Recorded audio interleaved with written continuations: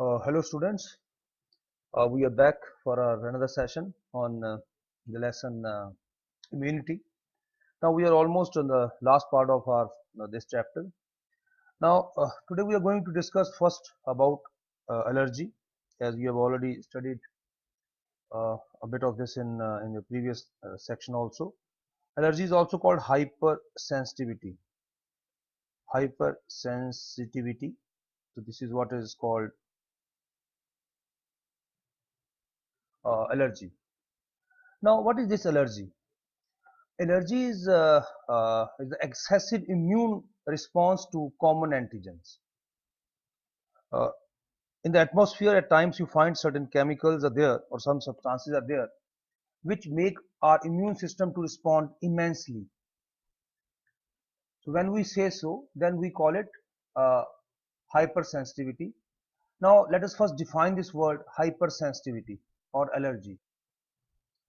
Uh, Now this hypersensitivity or allergy is the excessive immune response to common antigens, and these common antigens are called allergens.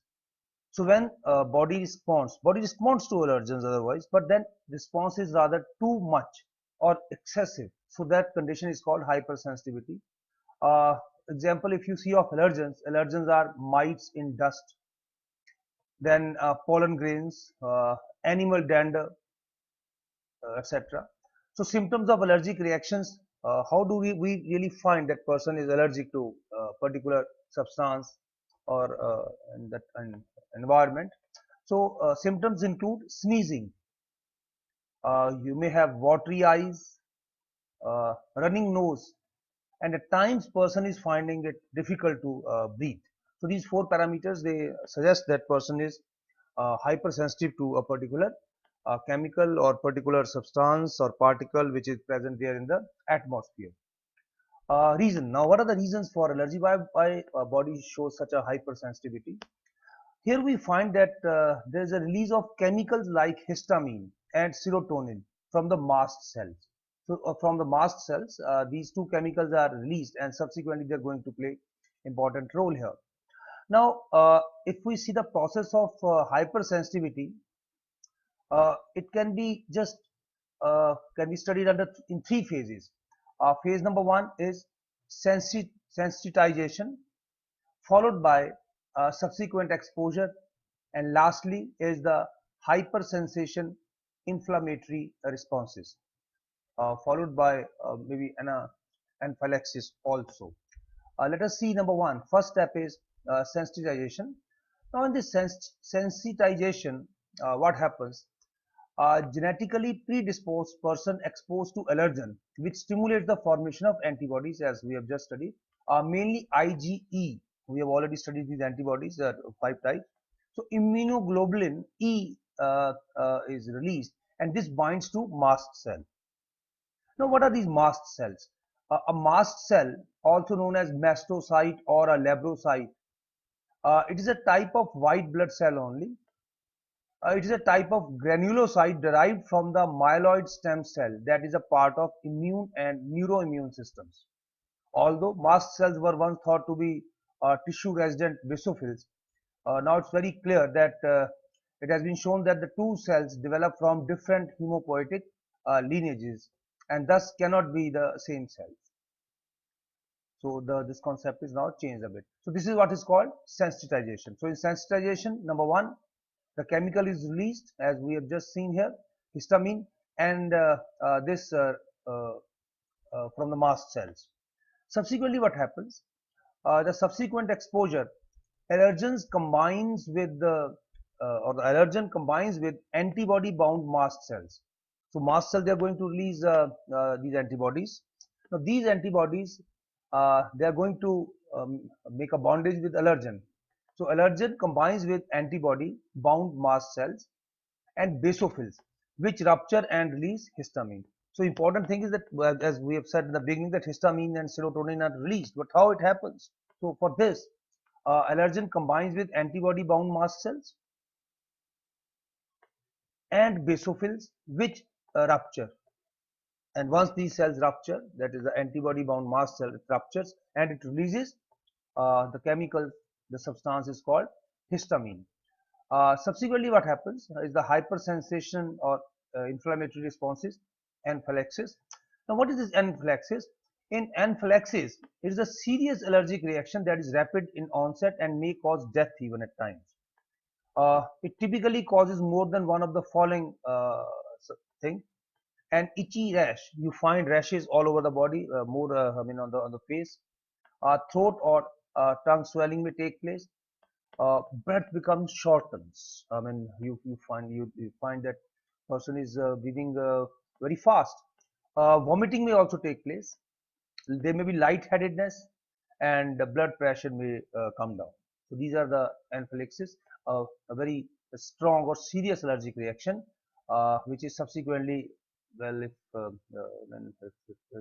anything goes wrong, even death can take place. Now, when we see the examples of allergy, correction here, I think you have to make a small correction. So please make a small correction here. Examples of allergy. Now, in these, in examples, we find hay fever, then asthma, anaphylaxis, shock. So these are the very common examples. Now, antihistamine, adrenaline, and steroids quickly reduce the symptoms of allergy. If a person is administered with any of these substances, like antihistamine drugs or adrenaline and steroids, so we find that the effect of allergies subdues, and the person is rather comes to his normal being. Now, this hypersensitivity reaction, I mean, they are divided into four classes. Now, these four classes basically based on, or four types are based on mechanisms involved and the time course of hypersensitive reaction, how much time it takes to occur a particular reaction.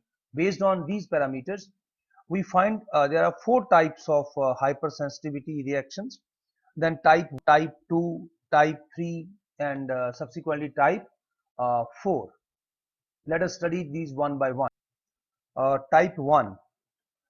Now, type 1, here the hypersensitivity is an immediate or anaphylactic reaction often associated with allergy. Symptoms here can range from mild discomfort to even death. Now, this type 1 hypersensitivity is mediated by immunoglobulin IgE, and this IgE triggers degranulation of mast cells and basophils, and cross-linked by cross-linked by antigen. So this is type 1. Now, in case of type 2, here we find type 2 is basically hypersensitivity occurs. Type 2 hypersensitivity occurs when antibodies bind to antigens on the patient's own cells, marking them for destruction. Now, in this case, this is also called antibody dependent or cytotoxic hypersensitivity, and this type 2 hypersensitivity is mediated by immunoglobulin G and immunoglobulin M antibodies. Immune complexes, that is aggregations of antigens, complement proteins, and IgG and IgM antibodies are deposited in various tissues, triggers the this type of hypersensitivity. Now, in type 3, hypersensitivity involves circulating antigen antibody immune complexes that deposits in various tissues and post capillary venules with subsequent complement fixation, that is type 3. In type 4, hypersensitivity, also known as cell mediated or delayed type hypersensitivity, it usually takes 2 to 3 days to develop. Now, this type 4 reactions are involved in many autoimmune and infectious diseases, but may also involve uh, contact dermatitis. Now, what is this contact dermatitis? This comes from the poison ivy. These reactions are mediated by T cells, then monocytes and macrophages. Now, this a little bit about this poison ivy. Now, this poison ivy is Basically, the name of this plant is the Toxicodendron radicans. Toxicodendron radicans. Toxicodendron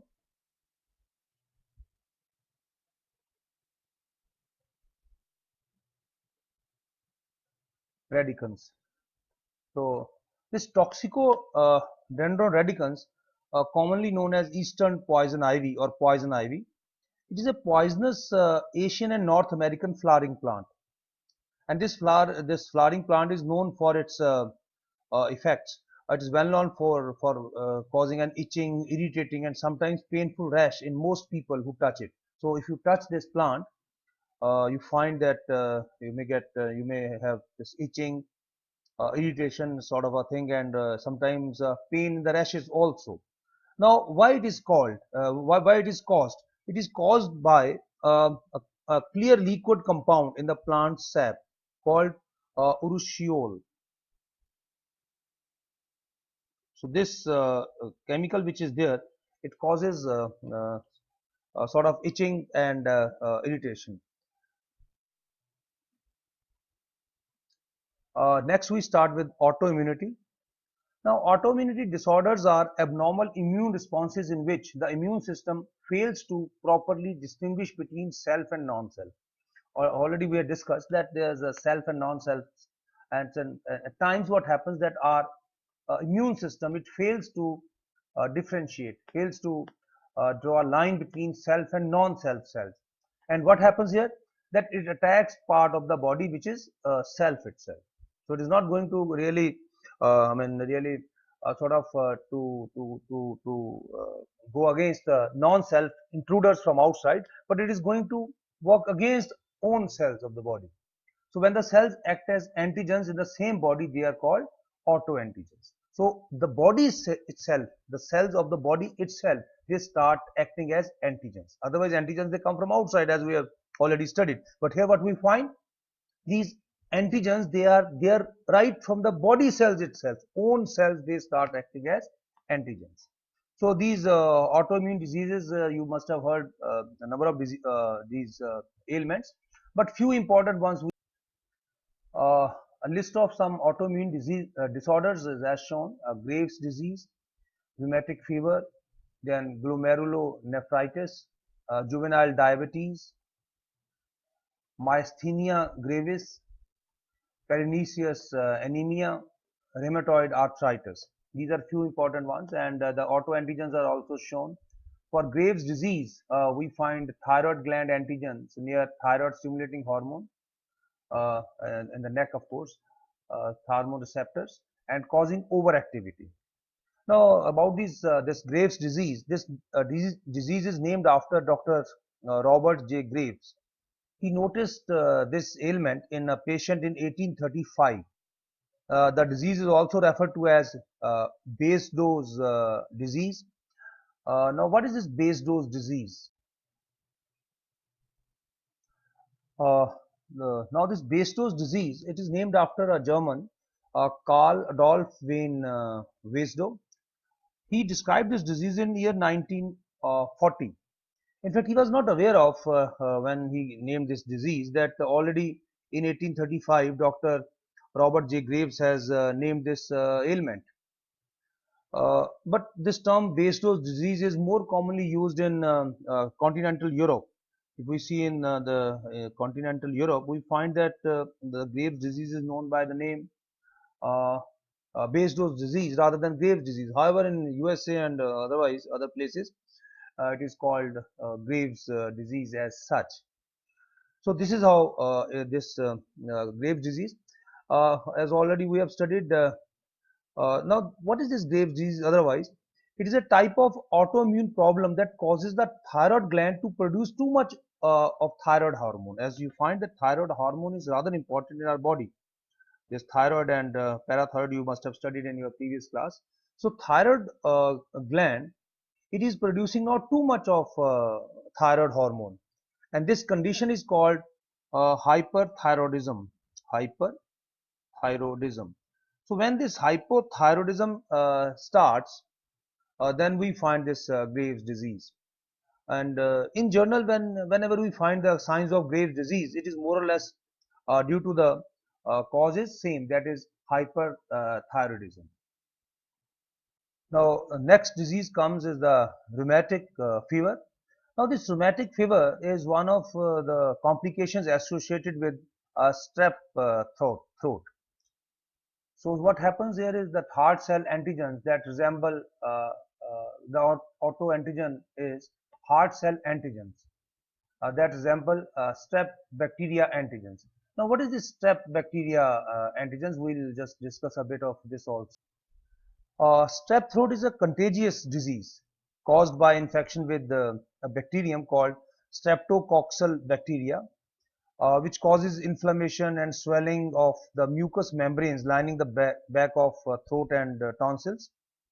It's a common cause of sore throat in small children, school-going children, and teenagers, and its prompt diagnosis and treatment is important.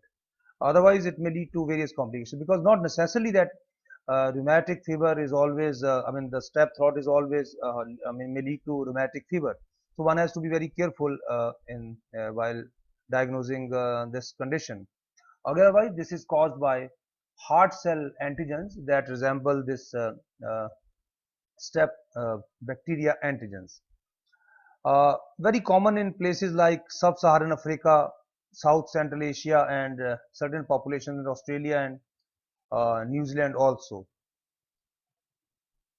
Then comes the next important disorder, that is the glomerulonephritis. So two terms, glomerulus as we have studied, and nephritis. So glomerulonephritis. Now this glomerulonephritis, as you are aware of, our kidneys have got glomeruli. So if there is inflammation of the glomeruli, if they are damaged, so kidneys will stop working properly, and then it may lead to, subsequently may lead to kidney failure. Now the autoantigens for this are that kidney cell antigens. I think there is some correction over here. We'll just examine it once. Yeah, this autoantigens include for this glomerulonephritis kidney cell antigens. Again, these cells, these antigens, they resemble strep bacteria antigens. So here the kidney failure may take place if disease is not taken care of properly. It's a serious illness that can be life-threatening and requires immediate treatment. The condition is sometimes also called nephritis. Now this nephritis may be sudden when it is called acute, and that condition is called glomerulonephritis, and it may be chronic also, that is long term recurring glomerulonephritis. So under both these conditions one has to take care of this disease. Now acute condition, now why this is acute glomerulonephritis? It can be a response to an infection such as strep throat, as I've already said, or an abscessus tooth. It may be due to problems with the immune system overreacting to the infection also at times. So this is basically leads to subsequently the kidney failure. Then comes the next important disorder, that is juvenile diabetes. Now in juvenile diabetes, the autoantigens are pancreatic beta cells. As you are aware of, there are the pancreas has got two parts, exocrine gland part and the endocrine gland. In endocrine gland there are alpha cells, beta cells, gamma, and so on. So these beta cells which are there in the pancreas, so pancreatic beta cells, they start behaving as antigens. So and then they cause, because of this activity of these cells, juvenile diabetes takes place. This juvenile diabetes is also called type 1 diabetes, and as we know that the beta cells in our body, they are secreting a very important hormone called insulin. Now this type 1 juvenile diabetes basically is due to non-functioning of our beta cells, which are responsible for making insulin otherwise. But at times, not necessarily that this condition is due to destruction of overactivity of beta cells, or rather uh, that uh, pancreatic beta cells start making autoantigens. It may also take place due to some accident or otherwise, where this disease may take place, and there may be some pancreatic ailment. So this, there may be secondary diabetes also, but this is similar to type 1, because again the reason is same, that is the pancreas or the cells of the pancreas are injured or maybe destroyed by because of some reason. Insulin, as you are aware of, is a hormone that helps move sugar or glucose uh, from the blood into our body's tissue. So, and cells use this as a fuel, a very important part, that is glucose. So next order comes is the myasthenia gravis. Now in myasthenia gravis, what happens? The autoantigens are the receptors for nerve messages on skeletal muscles. As you are aware of, very important neurotransmitter, acetylcholine. So this acetylcholine, what happens here? The receptors for nerve messages on skeletal muscles, they start acting as autoantigens. So that this disease is called myasthenia gravis. Myasthenia gravis is a chronic autoimmune uh, neuromuscular disease characterized by varying degree of weakness of the skeletal muscles of the body. Well, you are aware of, the skeletal muscles are the voluntary muscles in our body. Now, from where this name has come, the name myasthenia gravis, it's basically a Latin name. In Latin, it means grave muscle weakness. So there's a grave muscle weakness occurs, and this disease takes place.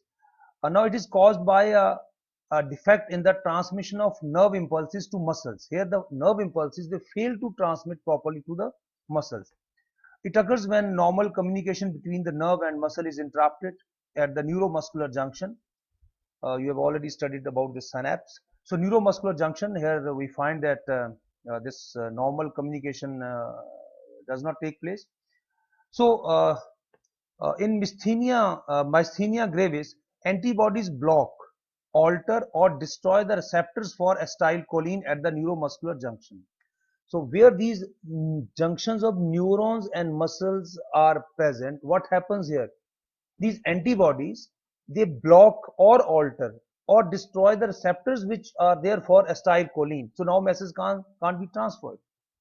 So subsequently what happens? The muscle will not twitch, or the muscle contraction will not occur. Myasthenia gravis is an autoimmune disease because the immune system, otherwise the immune system is supposed to protect the body. But here what happens?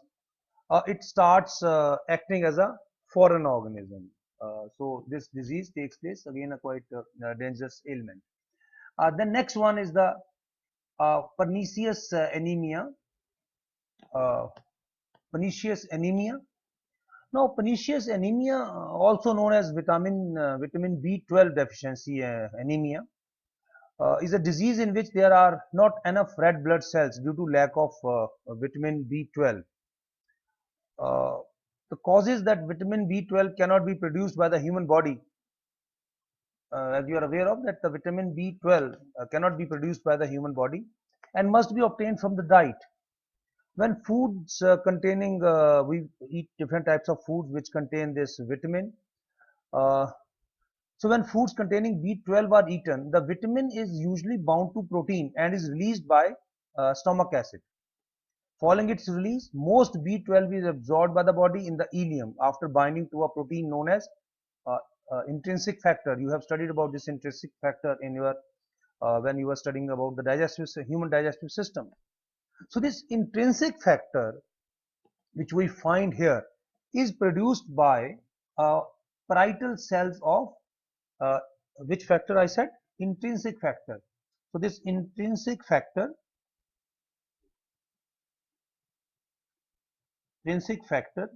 this factor is secreted by, is produced by, if you remember, the parietal cells,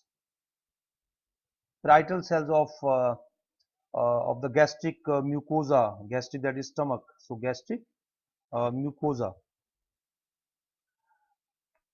So here we find that intrinsic factor is produced by these parietal cells of the gastric mucosa, and the intrinsic factor B12 complex is absorbed by tubulin receptors on the ileum epithelial cells.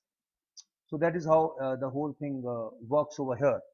In uh, pernicious anemia, it is characterized by as so very clearly by B12 deficiency. Uh, Now, what is the autoantigen? Autoantigen here is binding site for vitamin B on cells lining stomach. So this part starts working against the body here, and subsequently we find this stomach atrophy taking place.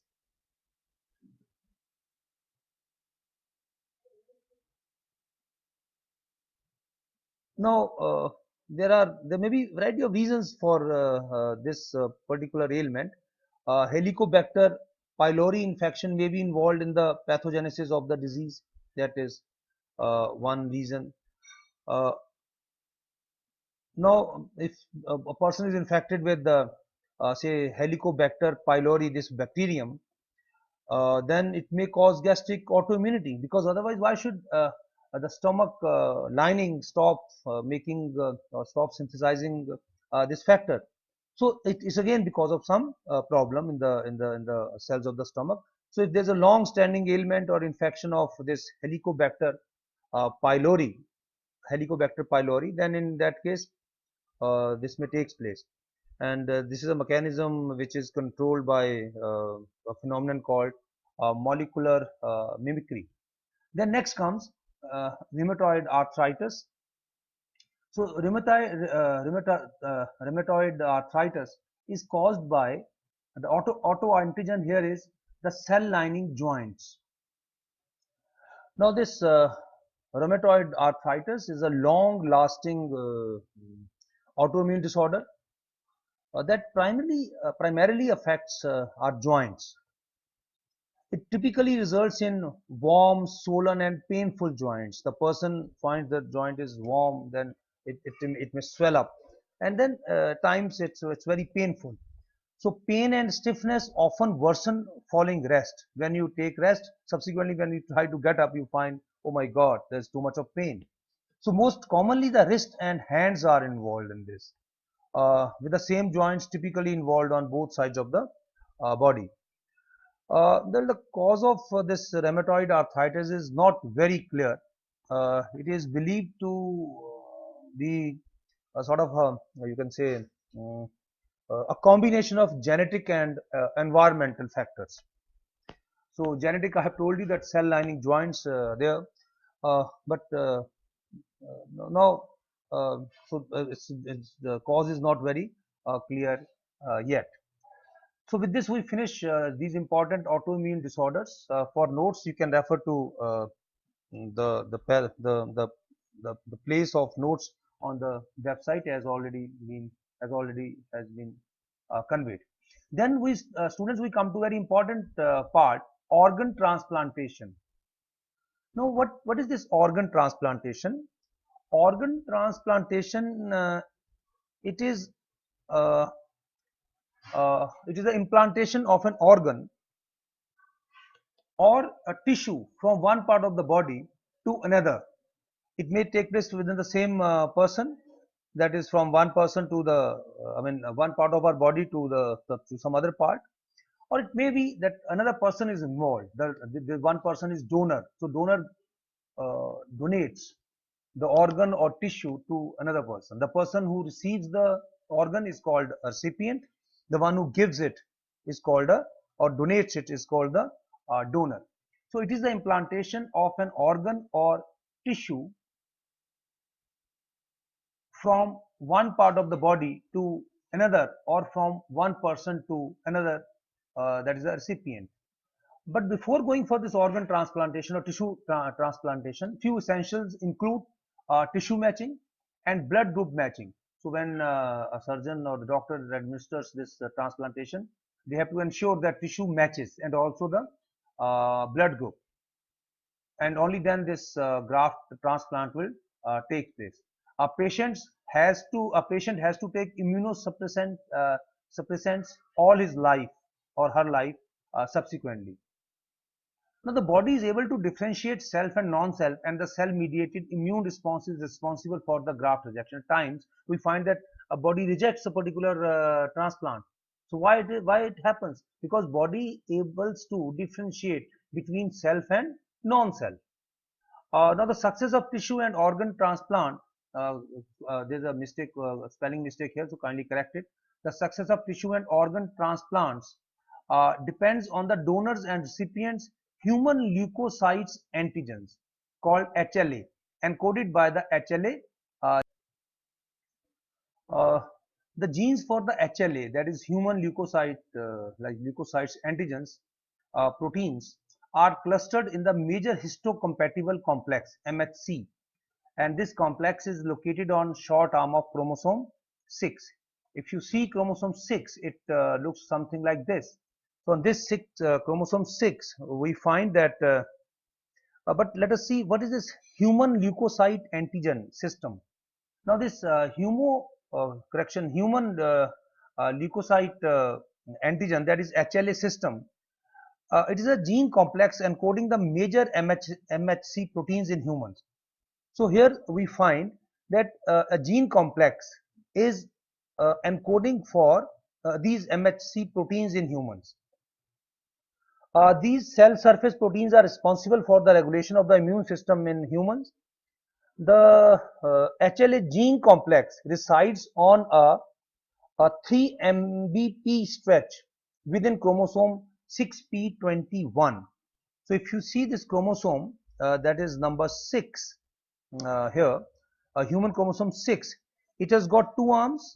This is a shorter arm, this is P, and this is a Q arm here. So this is P and this is Q, and somewhere here we find, somewhere here are located these genes. So this place, and subsequently they are responsible for this stretch is about 3 megabyte P, 3 mbp, mega, not correction megabyte, but it's mega base. So one mega base or one mega base pair is equal to 1 million base pairs. So when we talk of one mega base, so one mega base pair is equal to 1 million base pairs. So HLA genes are highly polymorphic.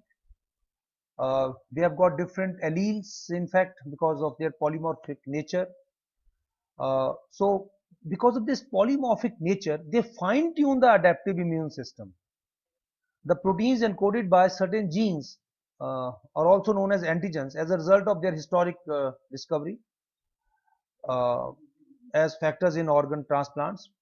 So different classes have been have different functions, but we will not be going further into this detail here. Here the basically we will just confine our discussion to this part only. So important areas which should attend our, which should have our focus is that human leukocyte antigen system is a gene complex encoding the major MHC proteins in humans and located in chromosome 6.